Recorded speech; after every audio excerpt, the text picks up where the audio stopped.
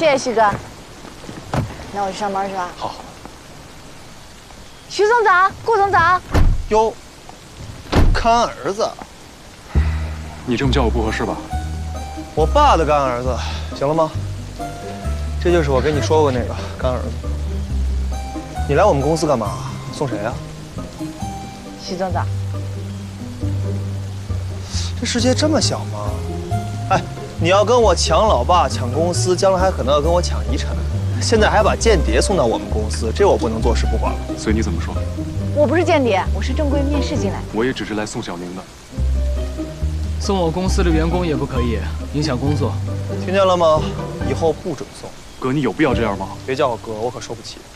各位老板，时间不早了，快去上班吧，迟到了会被扣工资的。这4个人里，可能只有你会被扣工资。哦，那我先走了，徐哥。小宁，下班给我打电话。啊，好的。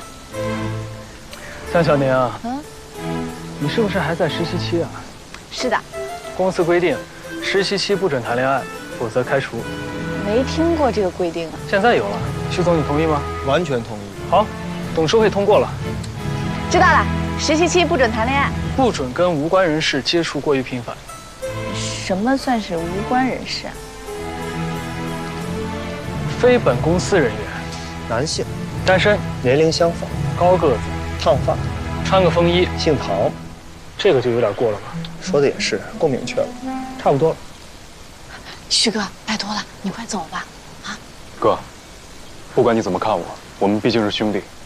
今天我想请你帮我一个忙，让江小宁离开公司了。我不想看他天天这么辛苦，所以我求你了，我想给他更好的去处，这也是我10年来第一次求你。徐哥，他说的没错，这确实是他第一次求我。不过，我凭什么要答应呢？川，有人当面挖你的员工，你不想说2句吗？江小宁啊，啊，你想走吗？不想。听见了吗？不想。2位老板，我既然选择了这份工作，我就不会分心。我非常喜欢现在老板，也非常喜欢现在公司，我会好好工作的。你怎么对顾川这么狗腿啊？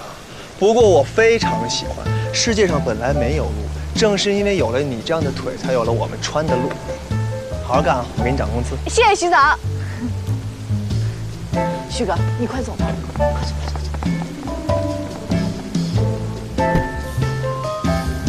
你慢点啊。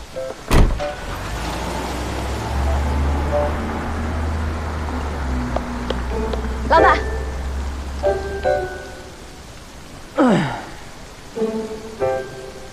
哦，一会儿见，徐总，再见。完胜。干嘛？意思一下嘛。下班给我打电话哦。